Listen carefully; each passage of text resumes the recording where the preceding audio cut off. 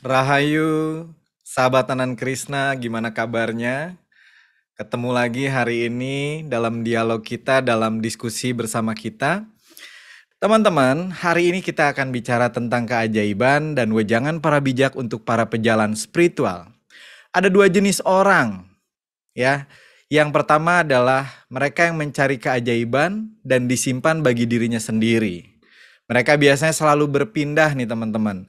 Dari satu tempat ke tempat lain dan dari satu guru ke guru yang lain. Demi apa pindah-pindah itu?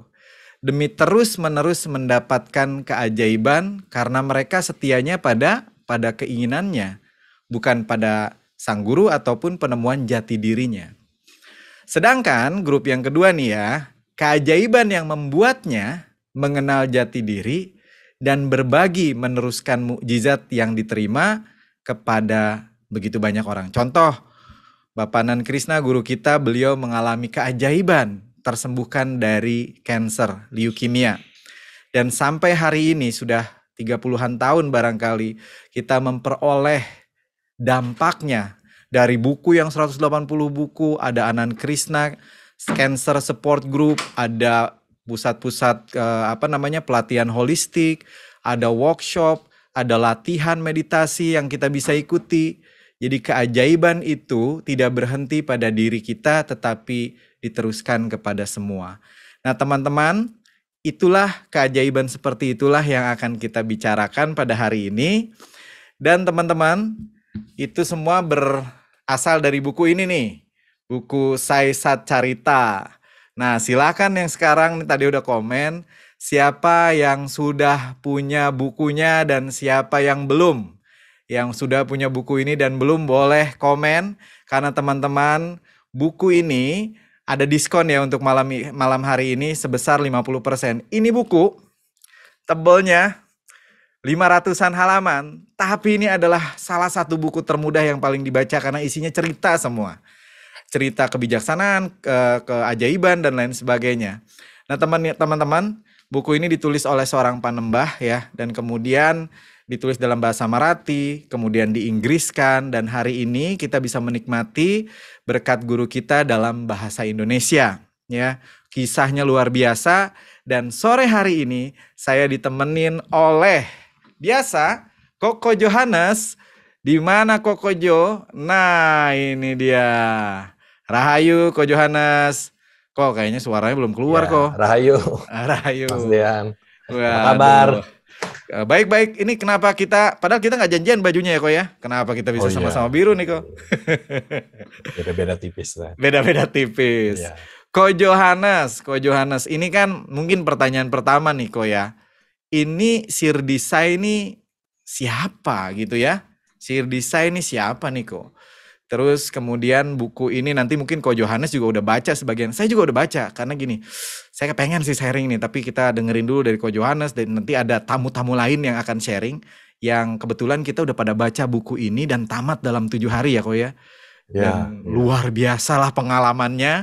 Nanti kita akan sharing dan silakan Ko Johannes. Kita harus bahas dulu nih, siapa Shirdi Sai Baba ini?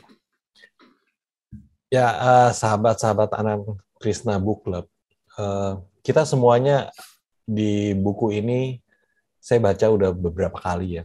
Mungkin nih yang pertama kurang gitu masuk gitu, karena saya pikir ya isinya keajaiban saja gitu ya, keajaiban dan miracle yang ada gitu, dan mungkin kita juga bisa dapat dari buku-buku lain gitu. Tapi kemudian ketika berusaha memahami, membacanya dengan lebih memaknai kembali, dan juga di situ ada ya di buku tersebut, ternyata di buku itu juga ada cara membacanya yang supaya efektif. Bagaimana menjadi membacanya supaya bisa menyentuh rasa, bukan hanya pikiran saja gitu ya. Dan kemudian dari situlah keajaiban-keajaiban kemudian muncul gitu. Nah, Siri Baba ini adalah seorang fakir ya. Di dalam buku ini tertulis seorang fakir yang tinggal di masjid ya, di kota di India yang disebut Sirdi, dan kota ini menjadi terberkati karena adanya beliau ya, ada Sirdi Baba ini gitu. Sangat menarik sekali Mas Dian, dan tentu di sini keajaiban-keajaiban yang terjadi adalah keajaiban yang terkait dengan spiritual ya Mas Dian ya. Iya dong. Soalnya kalau yang keajaiban materi-materi, ntar kita dipantau sama Dirjen Pajak nih. Besok mesti cantumin di SPT nih. Ya dong. Jadi kita ngomongnya yang spiritual aja nih ya. Ya, oke. Makanya tadi di awal saya bilang ada dua jenis orang nih Kojo. Yang Oke. satu dia setianya sama mujizat demi keinginannya gitu kan. Ya, Pokoknya kalau ada tempat bisa menuhin entah ini entah itu dan lain sebagainya, ya dia akan muter-muter ke sana. Dia tidak setia pada tempatnya atau gurunya, tetapi dia setia pada keinginannya. Pokoknya pindah-pindah terus dah. Yang penting keinginan dia terpenuhi gitu ya Ko ya.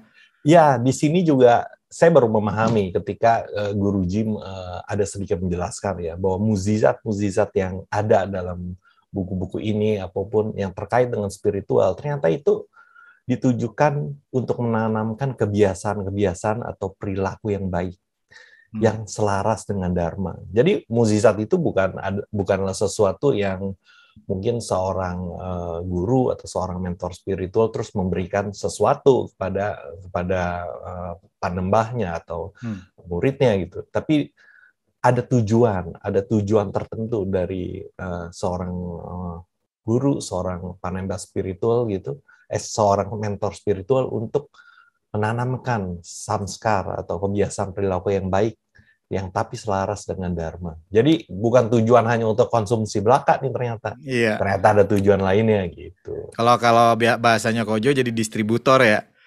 Oh ya, ya kita juga ya istilahnya kita menjadi channel ya, menjadi agen kebaikan dari yang maha kuasa Keberadaan. gitu ya, dari Hmm. keberadaan sehingga kemudian kita bisa turut serta dalam menyalurkan berkah keberadaan kepada lebih banyak orang seperti itu. Nah, teman-teman tadi Kojo udah sampaikan bahwa Sirdi Sai Baba ini adalah seorang guru sejati, Sadguru. Dan kemudian beliau adalah seorang aulia kekasih ilahi yang kebetulan tinggal di masjid. Tapi kan yang namanya aulia ini kebetulan aja beliau tinggalnya di masjid. Tapi aulia bisa saja seorang kekasih ilahi tinggal di gereja, tinggal di wihara, tinggal di pura, atau tinggal di rumah susun bisa juga loh kok. Di Ya, bisa. apartemen ya kan bisa. Terus atau di rumah tapak juga bisa, di kota, di desa, di gunung.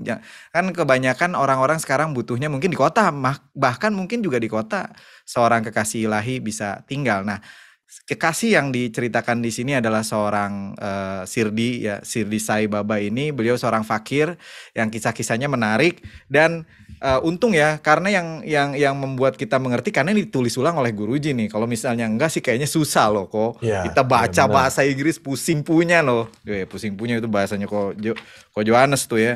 Nih saya bacain dulu sedikit kok nih. Ada hal penting soalnya teman-teman di halaman 22 ya, di halaman 22. Ini teman-teman semua. Oh, sebelum halaman 22. Ini buku ini nih menarik banget adalah waktu penulisnya mau nulis, dia tuh nggak percaya diri untuk nulis. Ya kan? Bener ya kok ya? Ya, ya Dia nggak benar. percaya diri terus dia ceritain, oh pokoknya takut banget salah dan lain sebagainya. Dan kemudian dia ketemu dengan Sirdi Sai Baba dan kemudian jangan khawatir, jangan takut, jangan pikirkan bahwa engkau yang menulis, aku Ya, yang menulis dari buku ini. ya. Coba kepada host tolong tadi kutipannya kalau sudah selesai tuh boleh tuh di running text ininya kan, kutipannya itu tentang tuh akan kutulis sendiri kisah kehidupanku lewat dia. Dia tuh maksudnya si penulis buku ini, beliau namanya Hemad Pan ya. Kisahku, kata-kataku akan memperkuat iman para pembaca. Dengan mudah mereka akan menemukan jati diri dan ananda, sumber kebahagiaan sejati dalam diri mereka sendiri. Nah, kunya ini kan ditulis besar nih, ya kan? Karena beliau sering ngomong aku melulu kan ya Kojo ya. Ya, Di dalam benar. buku ini akunya siapa nih? Akunya Jo apa sama akunya Dian apa akunya siapa gitu kan? Ya. Saya bacain boleh ya kok ya? Ya, silakan. Halaman Oke. 22 teman-teman, ini penjelasan dari Bapak, penjelasan dari Guruji. Siapakah aku yang dimaksud oleh Sai Baba? Apakah raga beliau yang sudah dimakamkan di Sirdi pada tahun 1918? Bila itu yang dimaksud, maka aku beliau tidak jauh lebih baik dari keakuan kita. Lalu untuk apa menyebut namanya? Kenapa mesti memujanya dan percaya kepadanya? Nyanya dalam besar ya. Aku yang dimaksud oleh Baba adalah percikan sinar suci kesadaran ilahi, pancaran kisah kasih sejati yang ada dalam diri setiap makhluk. Beliau menyadarinya, kita tidak, atau setidaknya belum. Itulah sebabnya kita sering bingung dan menganggap aku para suci sama dengan akunya Dian, akunya Jo, atau kita semua. Ketika Sufi Mansur menyatakan dirinya adalah wujud kebenaran, maka ia pun disalahpahami dan digantung. Pun demikian dengan Syekh Siti Jenar dan para sufi yang lain. Baba adalah seorang sufi seperti mereka. Nah, saya ingat kisah nih Kojo. Ini bagian, boleh ya saya duluan dikit ya? Ya, Boleh silakan. ya? Jadi ada seorang muridnya seorang guru sejati juga, seorang aulia juga yang hidup sama zamannya. Kemudian sang guru meninggal. Dan sang murid ini kangen banget sama gurunya karena tiap kali dia melihat wajah gurunya ada rasa yang dia tidak bisa jelaskan. Dan dalam rasa kangen rindunya itu dan mengingat gurunya, dalam mimpi sang guru hadir yang meninggal ini. Dan gurunya bilang, pergilah kamu ke Sirdi, kau akan melihatku di sana, gitu kan? Ya. Pergilah dia ke Sirdi, pas dia lihat, tiba-tiba dia bertemu dengan Sirdi Sai Baba yang bukan guru dalam bentuk fisik yang pertama ya. Kalau nggak salah namanya Akalkot atau siapa ya, mungkin saya salah sebut. Dan ketika dia melihat Sirdi Sai Baba, dia bilang, wah, saya melihat percikan sinar ilahi yang sama. Wow, berarti ini cuman casing beda-beda ya kok ya. Tapi intinya sama ya kok ya. Jadi intinya sama. Ya, nah, kisah keduanya gini kok. Saya ingat nih seorang ibu kalau nggak salah namanya Rama Chandra ya. Ini sangat menyentuh karena beliau suka memberi makan kepada Sirdi Sai Baba, memberi makanan. Suatu ketika dia sebelum berangkat ke masjid, dia bertemu dengan seekor anjing yang sedang lapar. Diberikanlah makanan kepada anjing itu. Lalu dia jalan masuk ke masjidnya yang penuh sekali, semua pada hadir. Nanti juga Rabu Bajan biasanya penuh ya kok ya. Nah penuh nih, pada hadir di sana dan duduk dia di belakang. Dia mempersilahkan teman-teman baru untuk masuk. Meskipun di belakang, seorang guru mengetahui panembah yang duduk di belakang ini. Terus dia bilang gini, terima kasih ya Bu, saya dikasih makan tadi. Terus dia bingung, kapan ngasih makannya, orang saya belum ngasih makan hari ini. Kan saya nggak ngasih makan tadi, saya kan belum masak untuk Baba gitu kan. Ternyata Baba menjawab, itu loh anjing yang tadi kamu kasih makan. Iya, yang anjing yang tadi kamu kasih makan di jalan kelaparan itu adalah wujudku juga dan aku kenyang karena itu. Jadi dua cerita nih, beliau bisa hadir, akunya beliau tuh ada di mana-mana, itulah aku yang dimaksud.